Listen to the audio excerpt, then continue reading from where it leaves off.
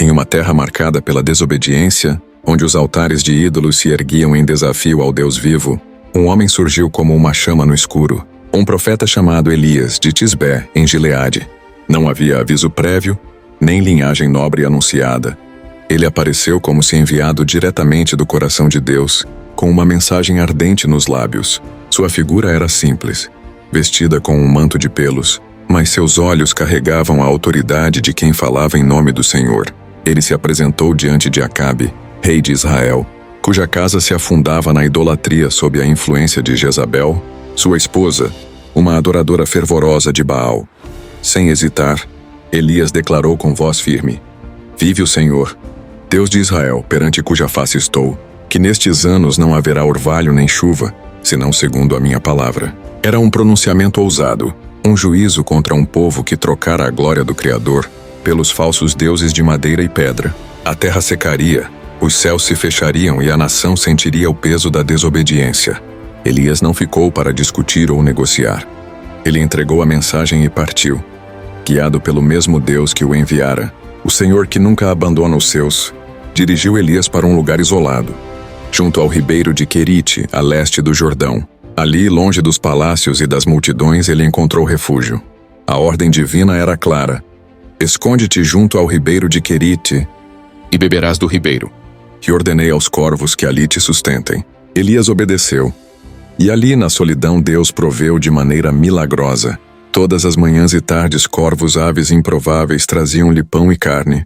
O ribeiro, com suas águas frescas, saciava sua sede. Era um testemunho vivo de que o Deus que controla os céus e a terra também comanda as criaturas, mais simples para cumprir seus propósitos. Elias, em sua obediência, via a mão de Deus sustentando-o dia após dia, mas o juízo que ele anunciara não poupou nem mesmo o ribeiro. A seca prometida chegou, e as águas de Querite começaram a minguar. O leito, antes farto, tornou-se uma trilha de pedras secas, e Elias aguardava confiante a próxima direção do Senhor. Então veio a palavra de Deus, clara e precisa: "Levanta-te, vai a Sarepta, que pertence a Sidom, e habita ali. Eis que ordenei a uma mulher viúva que te sustente."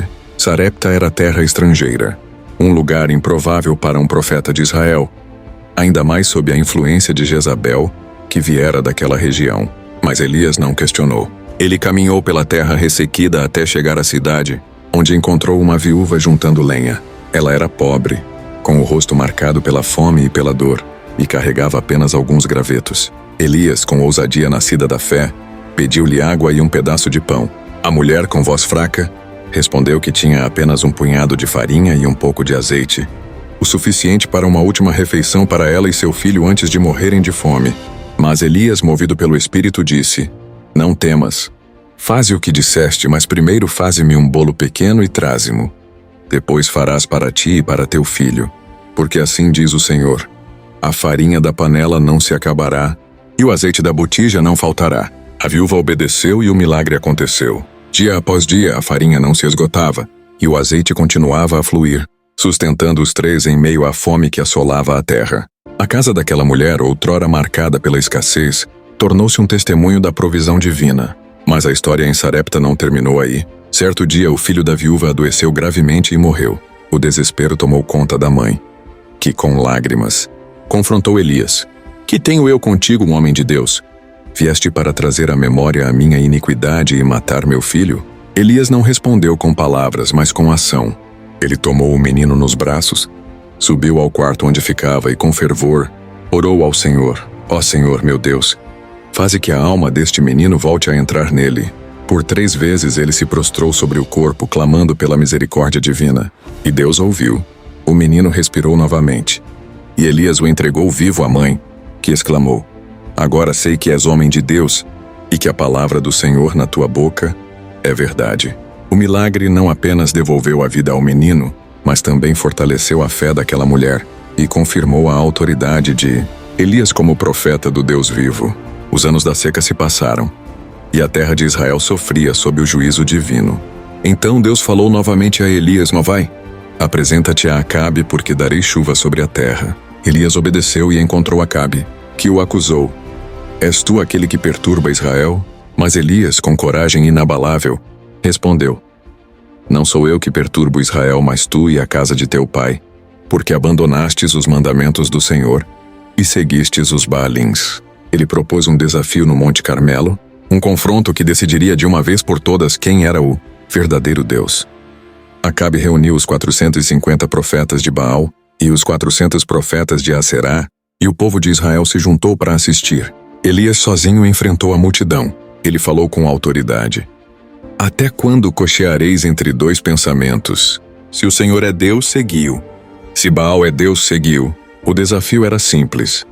Cada lado prepararia um altar com um sacrifício, mas sem acender fogo. O Deus que respondesse com fogo seria o verdadeiro. Os profetas de Baal começaram, clamando desde a manhã até o meio-dia, dançando, gritando e cortando-se com facas, implorando que seu Deus respondesse. Mas o céu permaneceu em silêncio e Baal não deu sinal. Elias com ousadia zombou deles. Clamai em altas vozes, porque ele é Deus. Talvez esteja falando ou meditando, ou em viagem ou dormindo, e precisa que o acordem. Os falsos profetas redobraram seus esforços, mas nada aconteceu. Então Elias chamou o povo para perto. Ele reconstruiu o altar do Senhor, que estava em ruínas com 12 pedras, representando as tribos de Israel. Cavou uma vala ao redor, colocou a lenha, o sacrifício e ordenou que jogassem água sobre tudo, não uma, mas 3 vezes até que a vala transborda. Então, com simplicidade, orou: Ó Senhor, Deus de Abraão, de Isaque e de Israel, seja hoje manifesto que tu és Deus em Israel, e que eu sou teu servo, e que por tua ordem fiz todas estas coisas. Responde-me, Senhor, para que este povo saiba que tu és o Senhor Deus. E o fogo caiu, um fogo sobrenatural que consumiu o sacrifício, a lenha, as pedras, a terra e até a água na vala. O povo caiu com o rosto em terra, exclamando: O Senhor é Deus, o Senhor é Deus. Elias então ordenou que os profetas de Baal fossem capturados, e eles foram mortos no ribeiro de Quizon, um ato de juízo contra a idolatria que corrompia a nação. A vitória no Carmelo trouxe chuva à terra, mas também despertou a fúria de Jezabel. Quando soube que seus profetas haviam sido mortos, ela jurou tirar a vida de Elias. A ameaça aterrava, e Elias, exausto e temeroso, fugiu para o deserto. Sob um zimbro, ele se sentou e, em um momento de profunda fraqueza, pediu a Deus que o deixasse morrer. Basta, Senhor. Toma agora a minha vida, pois não sou melhor que meus pais. Ele adormeceu, vencido pelo cansaço, mas Deus não o abandonou. Um anjo o tocou, oferecendo-lhe um pão quente e um jarro de água.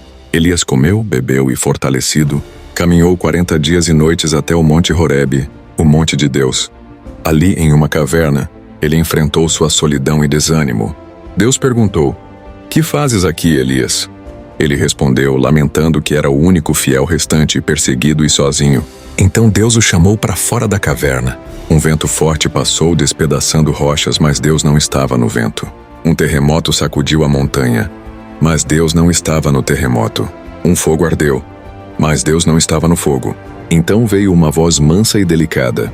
Naquele sussurro, Elias encontrou o Senhor. Deus renovou sua missão, ordenando-lhe que ungisse Hazael como rei da Síria, Jeú como rei de Israel e Eliseu como seu sucessor. Elias não estava sozinho. Deus reservara 7.000 fiéis em Israel, e sua obra estava longe de terminar. Obediente, Elias partiu e encontrou Eliseu, que lavrava a terra com 12 juntas de bois. Sem cerimônias, Elias jogou seu manto sobre ele, um chamado claro. Eliseu, sem hesitar, sacrificou seus bois, queimou seu arado e seguiu Elias, tornando-se seu servo. A partir daquele dia, os dois caminharam juntos, mestre e discípulo, enquanto Elias cumpria as ordens divinas. O tempo passou, e chegou o momento designado por Deus para o fim da jornada terrena de Elias. Ele e Eliseu viajavam juntos, passando por Gilgal, Betel e Jericó, até chegarem ao Jordão. Elias, guiado pelo Espírito, golpeou as águas com seu manto e elas se dividiram, permitindo que atravessassem em seco. Do outro lado, Eliseu pediu uma porção dobrada do Espírito de Elias, um pedido ousado, mas condicional. Se me vires quando for tomado de ti, assim se fará. De repente, um carro de fogo, puxado por cavalos de fogo, apareceu separando os dois. Elias foi elevado aos céus em um redemoinho, envolto em glória sem provar a morte. Eliseu, com os olhos fixos no mestre, exclamou: meu pai, os carros de Israel e seus cavaleiros. Ele pegou o manto que caíra de Elias e, Com ele, golpeou as águas do Jordão, que novamente se abriram. O ministério de Elias havia terminado, mas seu legado continuava em Eliseu, que carregava o mesmo espírito e a mesma missão. Elias, o profeta de fogo, tornou-se um sinal eterno do poder de Deus que chama, sustenta e exalta aqueles que andam em sua verdade.